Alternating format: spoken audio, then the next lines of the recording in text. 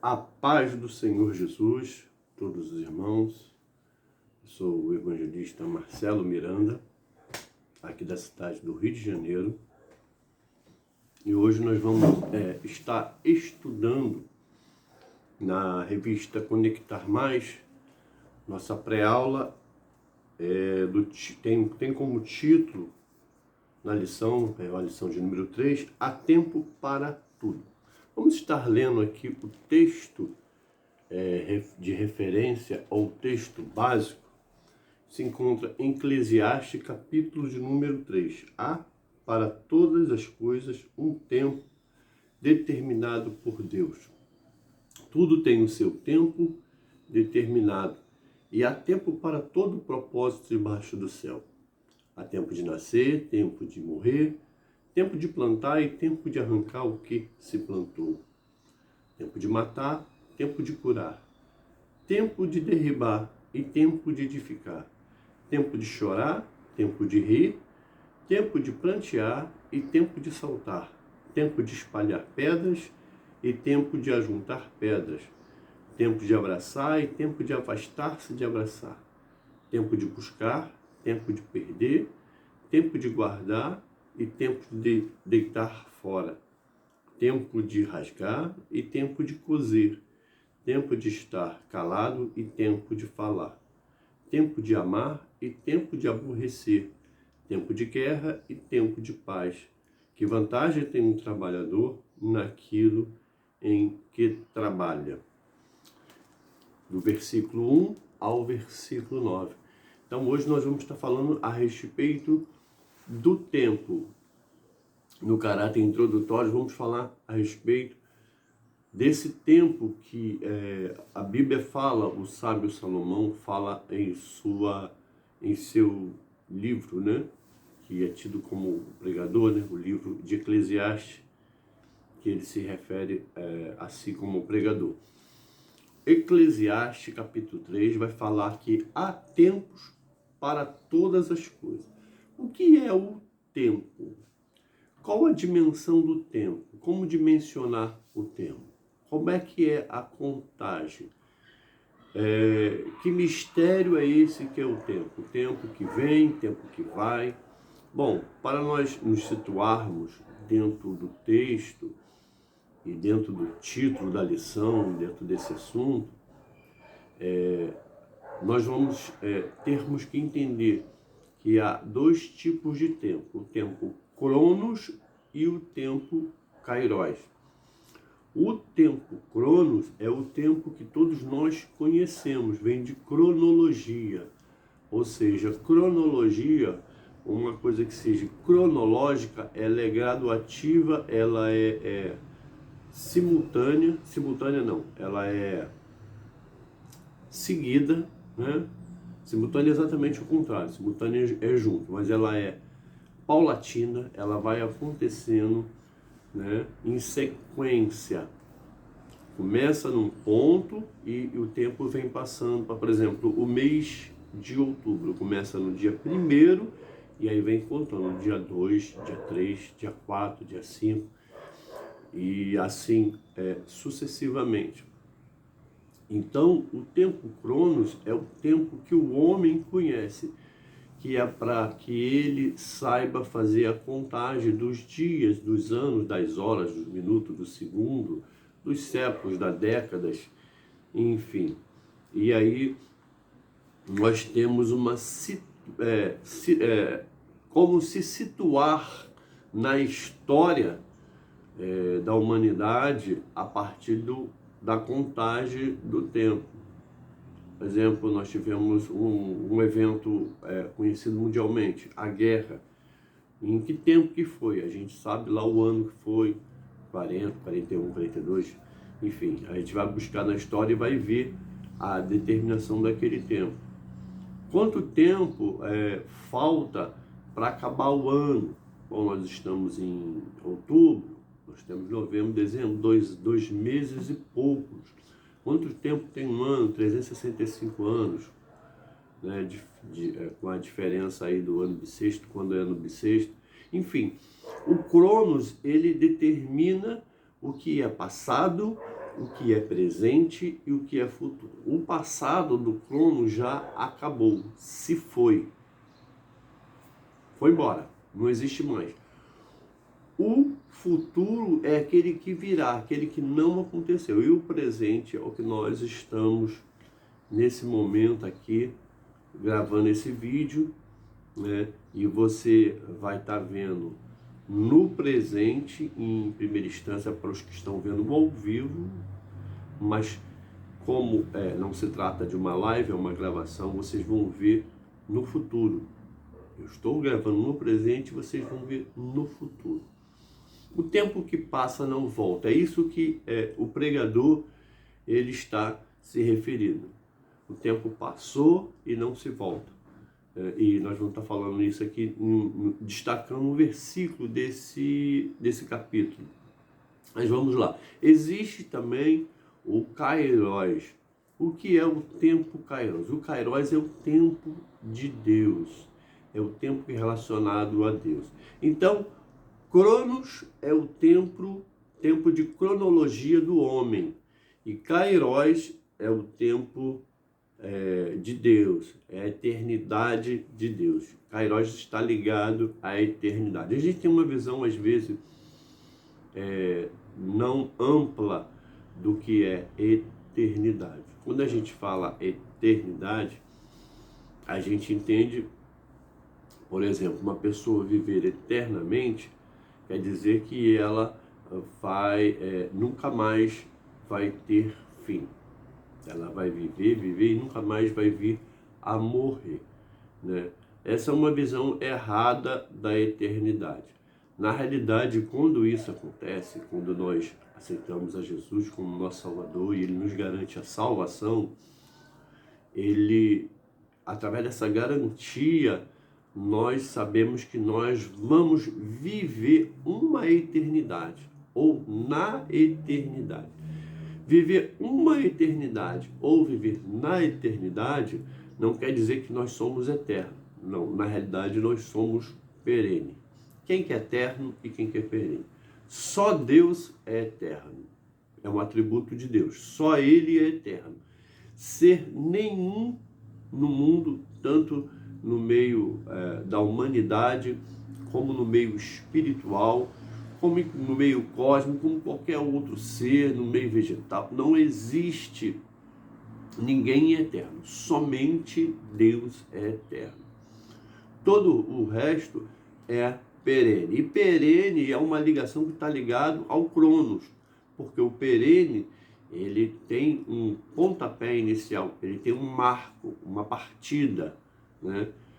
Você vê que ali a Fórmula 1 todo mundo fica dando volta, né? Volta, volta, volta, volta. Mas tem um marco. O marco é o ponto de partida. Eles passam toda hora por ali no marco. Tanto é que quando é para encerrar, a corrida encerra no marco de partida que se torna o marco de chegada. A aliança, ela é um símbolo da união eterna. Por quê? Entre um casal. Por quê? Ela não tem nem início nem fim. Muitos pastores falam isso em cerimônia de casamento. Ela não tem um marco ali, uma emenda. Não, ela é toda uma coisa só. Então ela tem a circunferência. Se você for seguir a conferência, você vai seguir para sempre, porque não tem nenhum ponto para estabelecer uma parada, um stop. Tá certo? Então, isso é o Kairos. O Cronos, ele é temporal, ele é estabelecido por um marco de partida. O Cronos não. O Cronos, ele é eterno, é a eternidade de Deus. Por isso que está ligado a Deus, porque a eternidade é um atributo de Deus, ou seja, não tem nem fim, mas também não teve início, né? Deus já existia e o tempo todo existiu na eternidade e Ele viverá eternamente. A visão que nós temos, quando nós olhamos, se nós pegarmos uma história, nós vamos ver a história do passado e a história do presente que nós estamos vivendo agora. O presente agora, o nosso presente aqui no Brasil político, o nosso presente econômico, nosso presente pessoal, emocional e o que já se passou. E nós não conseguimos enxergar, nós somos cegos porque temos o tempo cronos ao futuro. Nós podemos fazer projeção, sonhar com o futuro, ter intenção de realizações no futuro, mas nós não conseguimos enxergar o que vai acontecer. O Kairos é exatamente diferente. Por quê? Porque Deus ele tem a visão do passado, do presente e do futuro. Imagina uma linha tênue, uma régua. Imagina uma linha de uma régua. Ali você estabelece 10 centímetros para lá é o passado. De 10 centímetros a 20 centímetros é o presente. De 20 centímetros a 30 centímetros é o futuro. Você coloca assim, você vê a régua toda. É isso, Deus vê tudo. Online. Em tempo real. Em tempo real, Deus ele não viu o passado, não. Ele está vendo o passado online, agora. Ele está vendo o presente agora, online, tá? No momento. E ele está vendo já o futuro. Por isso que nada foge ao conhecimento de Deus. Por isso que ele tem outro atributo que se chama onisciência. E por aí vai, nós estudamos no outro trimestre a respeito dos atributos de Deus, né? Mas só para a gente ter uma ideia do tempo, Kairos, né? E Cronos. Vamos falar agora sobre a soberania de Deus sobre o tempo. Eclesiastes, capítulo 3, no verso 1, eu quero destacar o verso 1 aqui na palavra de Deus, vai dizer aqui, ó, tudo tem o seu tempo determinado, e há tempo para todo o propósito debaixo da terra. O que acontece? Quando nós começamos a ler esse capítulo, em especial este versículo, ele nos aponta, assim que lemos, para uma palavra que se chama tempo. Mas eu vou dizer para você que a palavra-chave desse versículo não é o tempo. Essa palavra-chave aí, ela é o propósito, né? Ela é propósito. Porque o tempo aí do que o pregador está falando no versículo número 1, ele está ligado ao propósito. Porque o tempo é estabelecido de acordo com o propósito. Deus ele estabelece um tempo para vivermos. Por quê? Porque ele tem um propósito, ele precisa, ele estabelece, melhor dizendo, o propósito dele dentro dessa faixa da régua, dentro dessa faixa de tempo, né? Eu dei exemplo aqui da régua, se for ali de 20 a 30 centímetros, na tua vida ele tem um propósito estabelecido do centímetro 20 ao 5. Está dentro daquela faixa etária, então naquele tempo ele vai cumprir. Embora 5 centímetros é muito pouco numa régua, mas nós estamos aqui apenas dando um exemplo. Imagina isso numa dimensão de anos, de muitos anos. Então, ele é o dono do tempo e ele faz o seu propósito de acordo com o tempo. Deus estabeleceu um propósito para a igreja. A igreja não existia lá no passado, antes de Cristo. Mas Deus estabeleceu que no período de Cristo, ali ele ia levantar a igreja, a existência da igreja para um propósito. Propósito, né, de salvação para a humanidade através da sua morte e ressurreição e continuidade ao Evangelho, ao seu ensino, a sua palavra. Vamos falar aqui também sobre o determinismo. Somente um ser superior pode determinar, né, os acontecimentos na tua vida. Pode determinar o que irá acontecer. O pregador aqui vai dizer que Deus fez tudo formoso em seu tempo. Vamos ler? Eclesiastes 3, agora no versículo número 1, diz assim, ó, tudo fez formoso em seu tempo, também pôs o mundo no coração deles, sem que o homem possa descobrir a obra que Deus fez desde o princípio até o fim.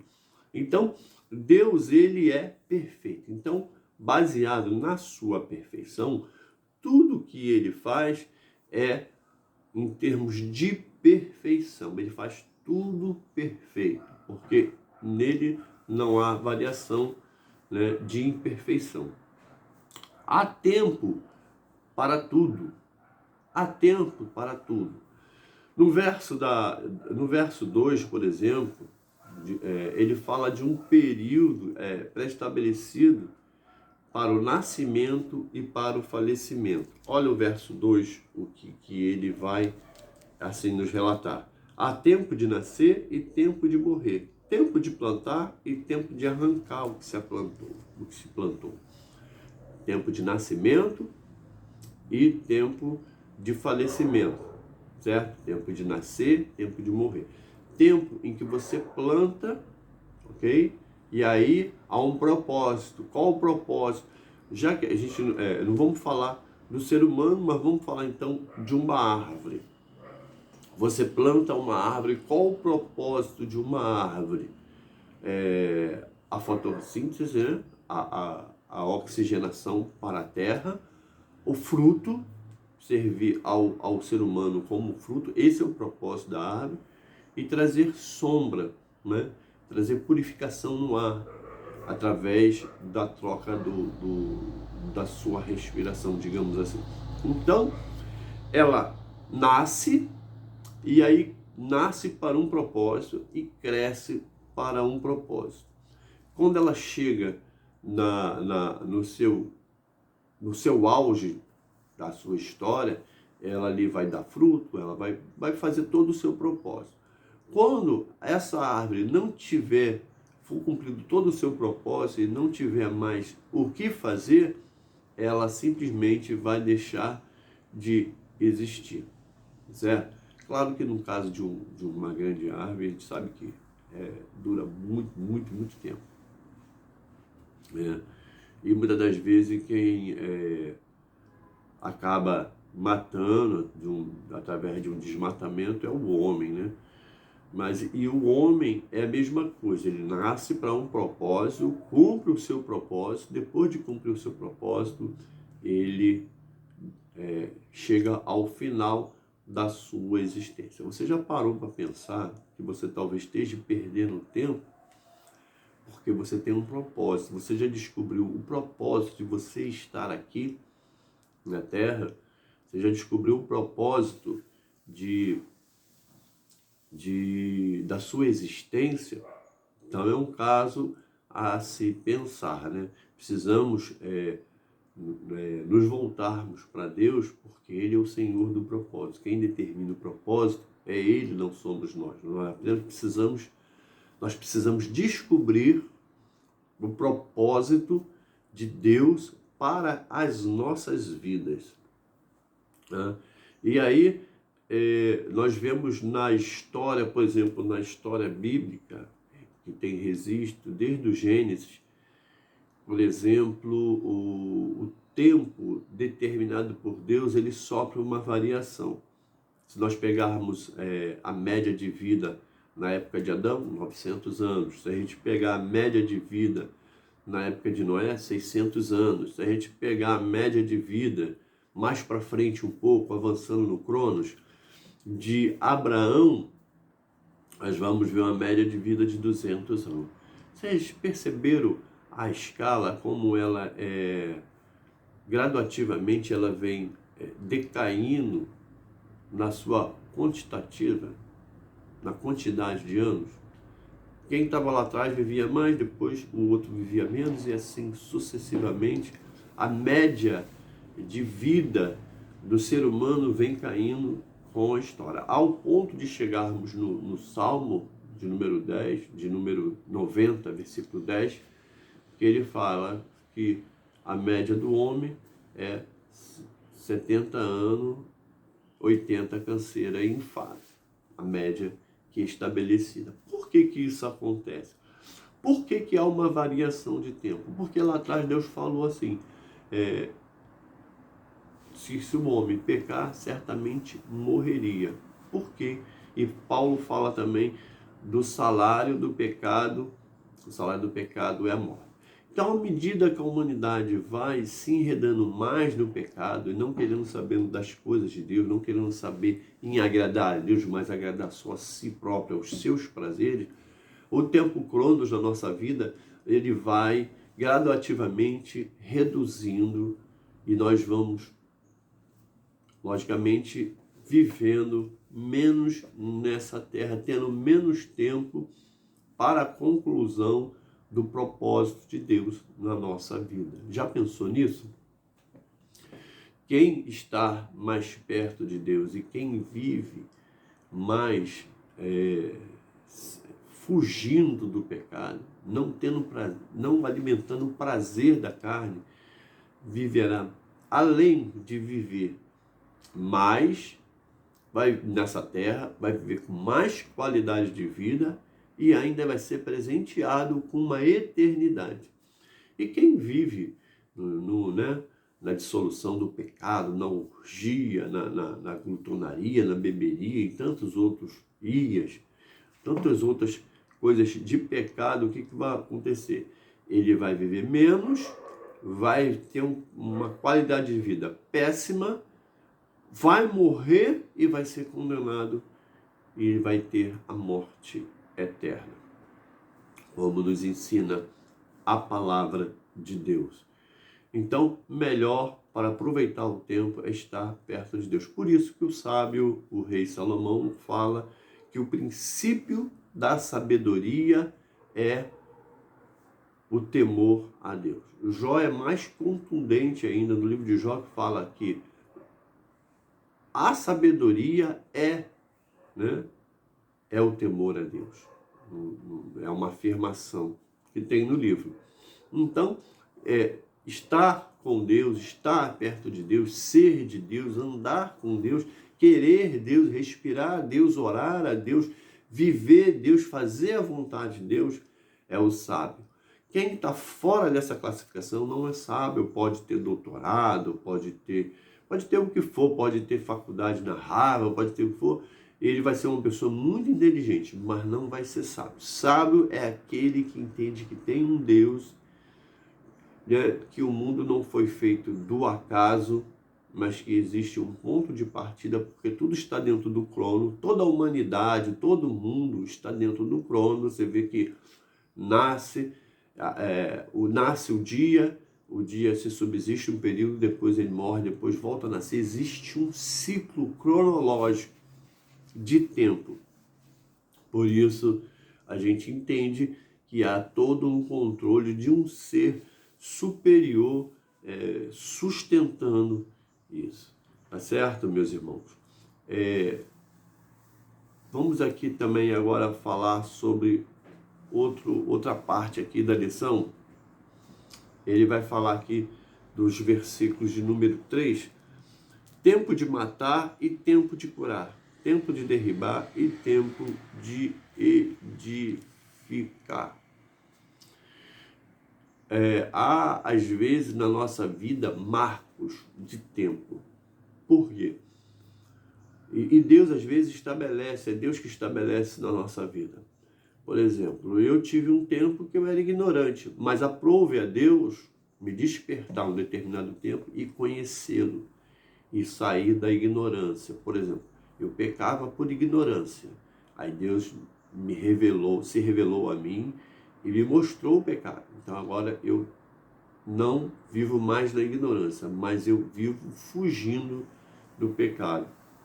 Eu tive um tempo de infância, depois eu tive um tempo de adolescência, depois eu tive um tempo de adulto. E daqui a pouquinho eu vou ter um tempo de velhice, né? O Cronos, né? O homem determina aí a primeira idade, a segunda idade e a terceira idade, né? Muito dificilmente alguém chega na quarta idade por causa do versículo de Salmo, capítulo 90, versículo 10. Tá certo, meus irmãos? Então, amados, vamos falar aqui agora, porque vamos falar em tempo, o tempo corre, né? Já temos para mais de 20 minutos de vídeo. tempo na visão hebraica. Há um grande engano na frase: não posso mudar o meu futuro. Veja bem, o futuro realmente não está em nossas mãos, mas o futuro está na mão de Deus. Então, realmente, se nós formos olhar de uma maneira assim, muito rápida essa situação, essa frase, nós não podemos mudar realmente nosso futuro.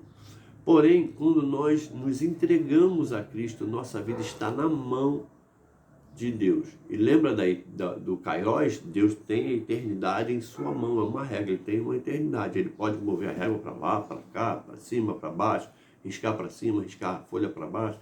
Então Deus tem o controle do Kairos, do tempo. Quando nós estamos inseridos dentro da vontade de Deus, embora nós vivemos o Cronos, mas Deus nos coloca sobre a sua mão que ele está no Kairos, então ele determina.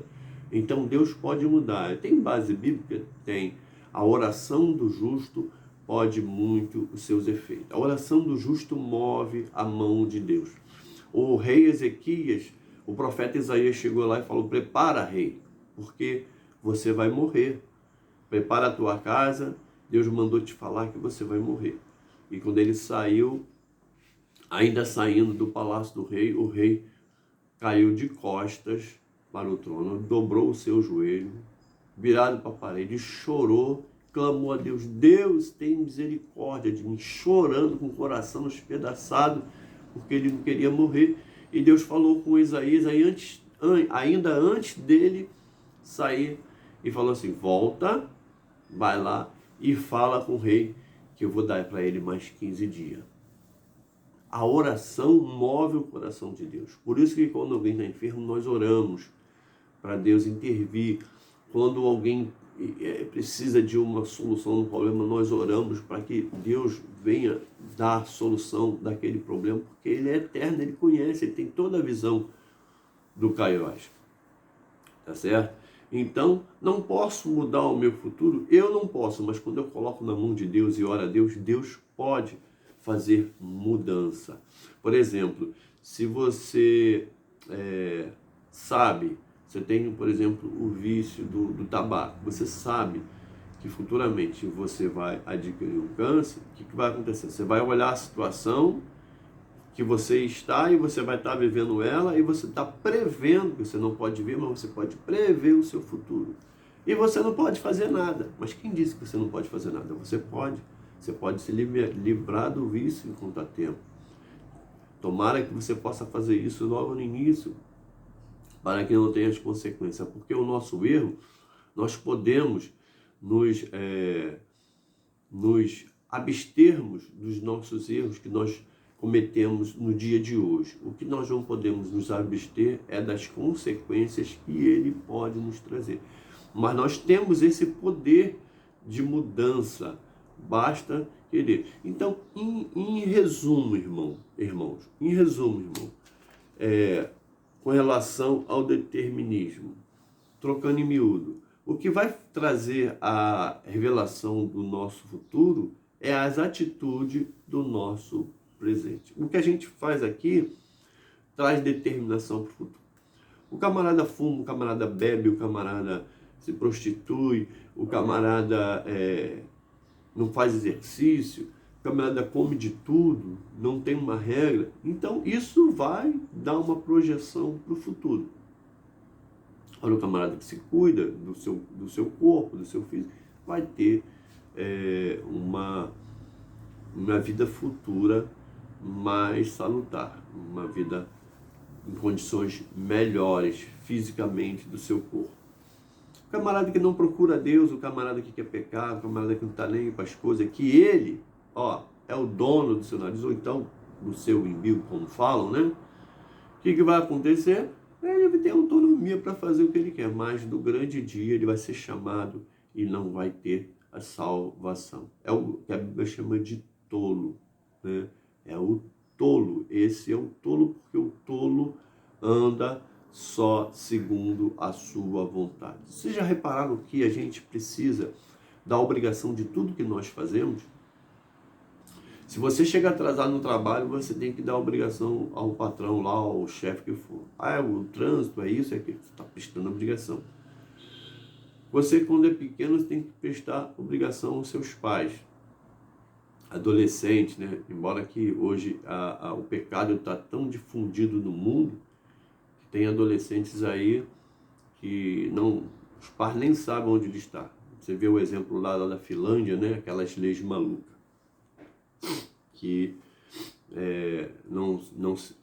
o governo protege a decisão de uma pessoa que não tem condições de decidir.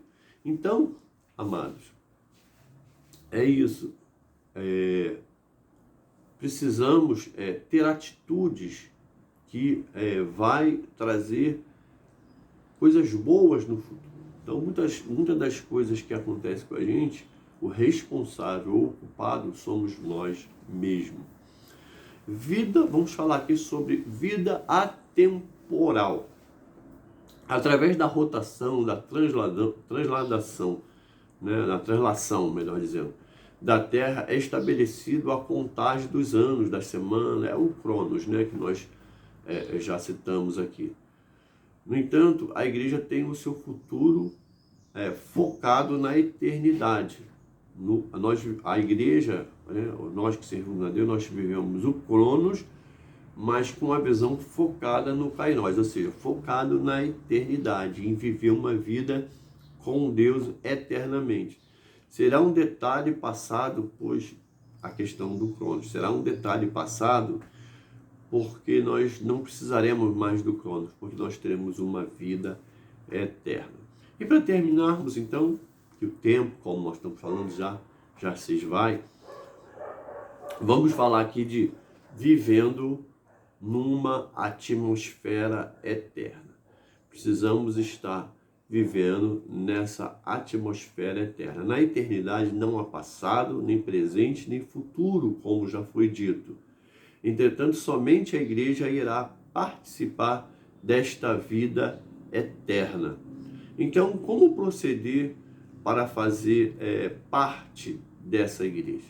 E se só ela vai viver eternamente, para que eu viva eternamente, eu preciso fazer parte da igreja. Então, tem duas relações aqui que eu anotei aqui. A primeira relação é relação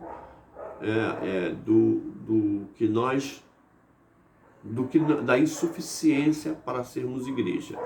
E a segunda relação é do que precisamos ter para ser igreja. Na primeira relação, número 1, não basta levantar a mão na igreja para aceitar Jesus. Não basta ir à frente para ser orado. Não basta ser batizado. Não basta estar relacionado como membro em uma instituição, uma igreja, né, na terra. Não basta ir aos cultos. Não basta sermos dizimistas, né? E o que então é necessário? Aí entra outra relação do que é necessário. É necessário o reconhecimento do seu pecado. É necessário arrependimento. É necessária a confissão. É necessária a entrega da sua vida nas mãos de Jesus. Totalmente, 100% entregar a sua vida para a direção de Jesus. Não tirar o carro da sua vida, tirar o volante da tua mão, botar na mão de Jesus, para Ele guiar, né? É necessário experiência com o Espírito Santo, você deixar o Espírito Santo entrar no seu coração e fazer morada. Como é que isso acontece? Quando a gente se move para a oração, começa a orar e falar com o Espírito Santo, abrir o nosso coração para Deus, falar: Espírito Santo, vem morar em mim. Espírito Santo, faz morada. Espírito Santo, guia os meus passos. Espírito Santo, deixa eu sentir a tua presença. Espírito Santo, conduz a minha vida. Então, quando você começa a orar nesse sentido, então o Espírito Santo vem e modifica o seu viver. E tudo aquilo que você precisa botar para fora da sua vida, que talvez você não tenha condições, força, o Espírito Santo é quem vai te dar essa força. É necessário também purificação, restauração em uma nova criatura, ou seja, um novo nascimento. Aquela pessoa que você era morreu, você vai ser agora uma nova criatura, uma nova perspectiva de vida, novos valores, para a sua vida. E para encerrarmos, sermos lavados pelo sangue de Jesus, ou seja, os nossos pecados ser perdoados. A nossa parte é pedir perdão e se arrepender. E a parte de Deus, ele entra com a purificação, né? 1 João 1,9 vai dizer, se confessarmos os nossos pecados, ele é fiel e justo para nos perdoar e nos purificar de toda a injustiça. E você pode estar lendo também Apocalipse capítulo 22, 14, que diz que o sangue de Cristo, né, que lava os nossos pecados, lava todos os nossos pecados, lava a nossa alma, nos dando restauração e condições de viver o Kairós no céu com Deus, eternamente na presença de Deus. Que Deus abençoe a todos, né? Bom domingo e uma boa aula, e que Deus possa nos dar condições para estarmos de novo na semana que vem trazendo a próxima lição. Assine lá o nosso canal, dá o seu sininho, o seu like, o seu ok, o seu joia, comente em nome de Jesus e estará ajudando esse canal. Deus abençoe a todos e a paz do Senhor. Até a próxima.